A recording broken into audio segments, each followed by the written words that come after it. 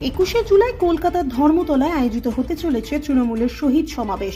তাই ধর্মতলায় রেকর্ড সংখ্যক ভিড় জমাতে পুরুলিয়ার কাশীপুর ব্লক এলাকা তৃণমূলের দলীয় কার্যালয়ে মঙ্গলবার আয়োজিত হল প্রস্তুতি বৈঠক তৃণমূলের পক্ষ থেকে।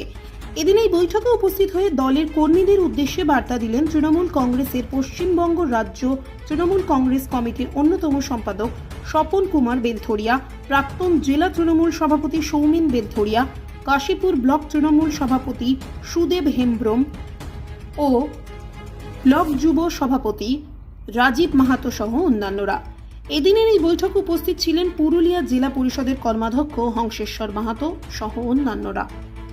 আপনারা জানেন যে ঐতিহাসিক 21শে জুলাই দুদিন পরেই অনুষ্ঠিত হতে চলেছে এবং সবথেকে যেটা বড় বিষয় 21শে জুলাই আমাদের সকল তৃণমূল কংগ্রেস কর্মীর কাছে একটা ঐতিহাসিক দিন, একটা আবেগের দিন।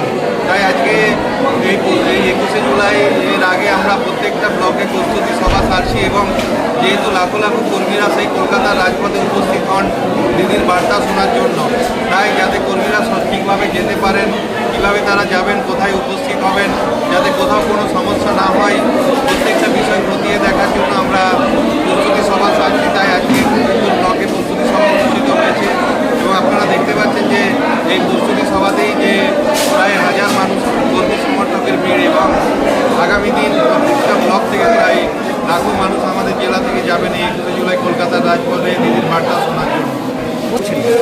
দেখুন, আমাদের এই 21শে জুলাই অবশ্যই সকলের কাছে একটা অত্যন্ত গুরুত্বপূর্ণ, যেহেতু বিধানসভা নির্বাচনের প্রাককালে এই 21শে সভা দিদির বার্তা সকলেই শোনার জন্য সেখানে উপস্থিত হবেন এবং এই 21শের পরেই সকলেই কিন্তু মাঠে নেমে যাবেন সেই দিদির বার্তা শোনার পর। এবং আমাদের লক্ষ্য 9 যাতে হয়, আমরা যাতে আমাদের জেলার 9টা বিধানসভায় জয়লাভ করতে পারি, দিদিকে উপহার দিতে পারি, সেই লক্ষ্যে সবাই কাজ করবেন।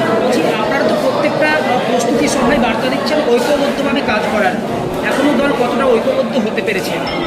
অবশ্যই দল ঐক্যবদ্ধ আছে। কোথাও কোনো যদি সমস্যা আছে সেটা বসে মেটানো হচ্ছে, একটা বড় পরিবার, সেখানে যদি কোথাও কোনো সমস্যা থাকে আমরা সেটা অবশ্যই সেখানে সমাধান করে যাতে ঐক্যবদ্ধভাবে সবাই কাজ করতে পারেন, একসাথে মিলে সবাই, যেহেতু আমরা একসাথে দল করি, কোথাও কোনো সমস্যা যাতে না থাকে এবং সবাই মিলে যাতে তৃণমূল কংগ্রেস দলের পতাকাকে এগিয়ে নিয়ে যেতে পারি সেই লক্ষ্যে সবাই মিলে কাজ করেন।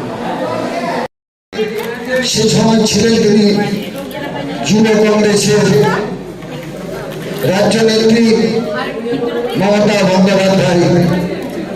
এত 21 জুলাই ছিল আমাদের, সেই 21 জুলাই ডাক ছিল মহাকরণ অভিযান। ও মহাকরণ অভিযান কেন ছিল আমরা সকলেই জানি, অনেকেই জানি।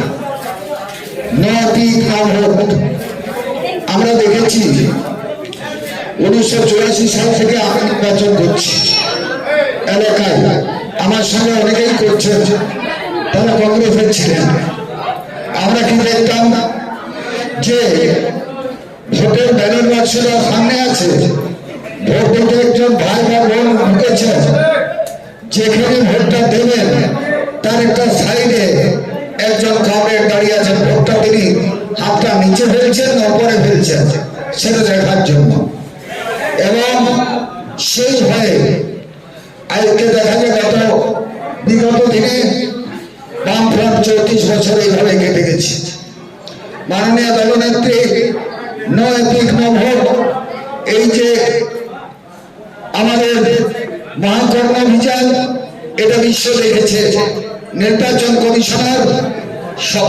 কমিশনারের টনক লড়েছে, সেই টনকের পরে ভোটার কার্ড তৈরি হতে লাগলো, ভোটার লিস্ট সংশোধন হতে লাগলো। না হয় আগে তো রামের ভোট থামে, সামের ভোট রামে, এইভাবে